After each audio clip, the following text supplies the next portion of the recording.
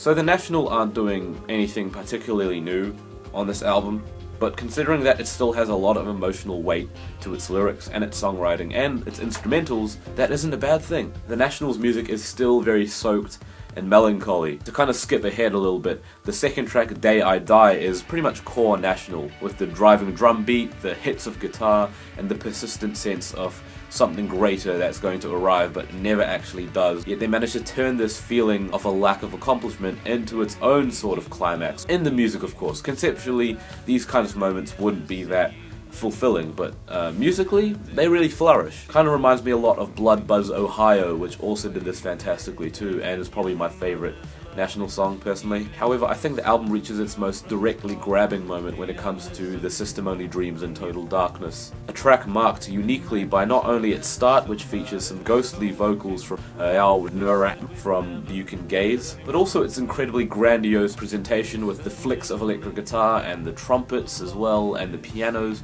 It all stacks up for one heck of a big spectacle on the record, filled with wonder and awe.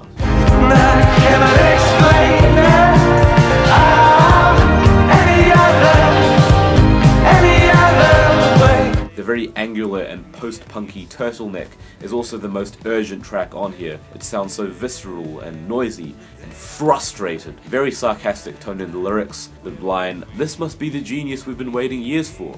Oh no." Definitely seems like a song aimed at the political target board, with the current president of the United States directly on the bullseye. But don't mistake these climactic, grandiose, musically denser moments as a sign of a more uplifting record from the National, because it is an album solely dealing with maybe a crumbling or dissatisfied relationship. The album has its fair share of very bare and slow-paced songs as well. For instance, check the song Born to Beg for a very despondent sounding piano melody at the core of the song, as well as its waltzy 3/4 time signature kind of steering it forward slowly, step by step. Or the opening track, Nobody Else Will Be There, which is another piano song that feels so much more alone and cold, as if the narrator is totally isolated. Matt Berninger has this really croaky and faint vocal delivery that perfectly sets the album's dusky, desolate mood. The track Empire Line has this sad sense of departure going for it, as if it's accompanying the scene of a train ride,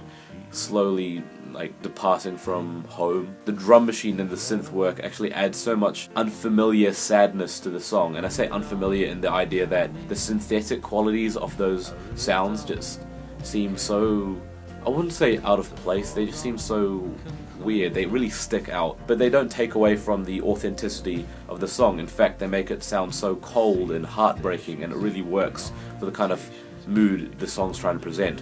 Like all your worst insecurities have just been spilled out onto the floor and you can't really pick them up. The track I'll Still Destroy You carries on with this feeling. The frantic violins that pop in towards the end as the drums pick up the pace.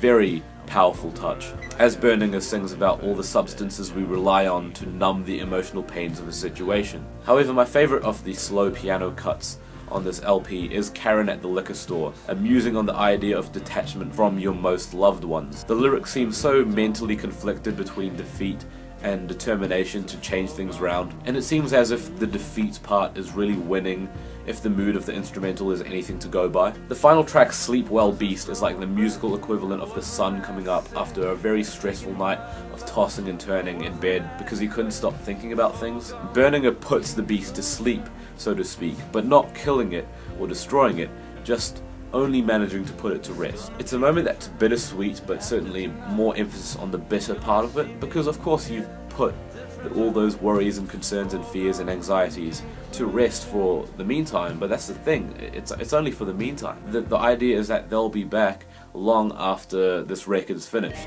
And that's the really unsettling part of the record. The National managed to show that they can still convey their deeply melancholy emotions through their music, even if on this album it really isn't anything too out of the ordinary for them, or even that refreshing aside from a grandiose track or two. And while some of the more ambient moments lie on the border of sounding tepid or uneventful, I still think Sleep Well Beast is a wonderful record all the same, with its real emotional intricacies, if you're willing to give it a good close listen. I'm giving this album a 7 out of 10.